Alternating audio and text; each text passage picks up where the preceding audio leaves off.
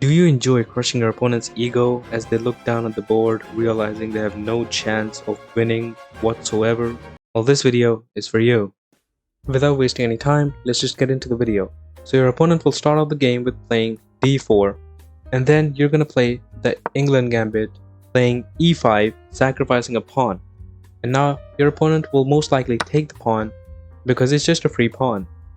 And then you're just gonna ignore this pawn and you're gonna play bishop c5, setting up your trap to take the king. Well, not take the king, checkmate the king. And your opponent might think that it's just a completely normal bishop move, you're just developing your bishop, and then they're gonna develop their knight, defending this pawn. This is the most common move played in this position.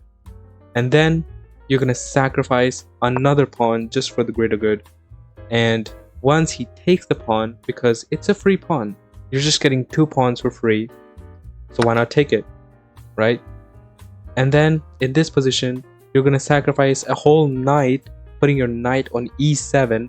You have to play this move really quickly, by the way, because like let's say you pre-move this move, then you can just, show as this was a mistake. And just to make sure, you can even offer them a draw. But anyways, once you play knight e7, he's most likely going to take the knight. And then, yeah, you can see the evaluation bar going crazy.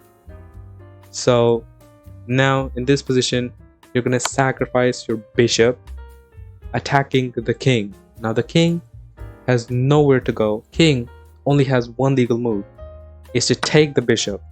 And you have this amazing move, queen takes queen. Now don't get excited here.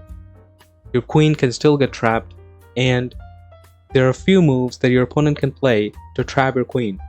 So let's just go through them. So first move is knight c3. Now this move attacks the queen, and it's not really a big deal, it's just a normal knight development move. So you can just take the pawn on c2, and then you can escape anywhere. Like, it's really hard to lose from this position, okay? Because you can just develop your knight, you can, develop your bishop, and then you can just play your game as normal. But in this position, if your opponent plays e4, or let's say e5, okay, let's say he plays e4. Now do not take this bishop, okay?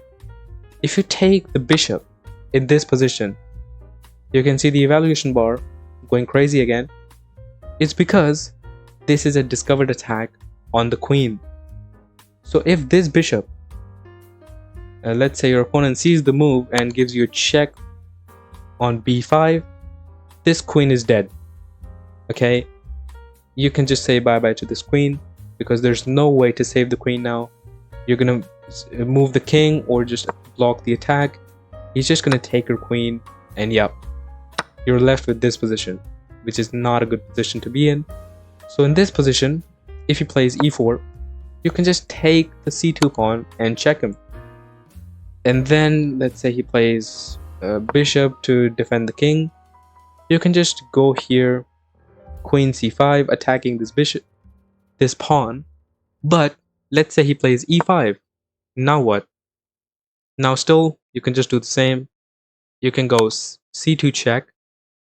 And once he plays bishop, you can just go and check him here on c5, forking the king and the pawn. Anyways guys, this was the video, and yeah, goodbye.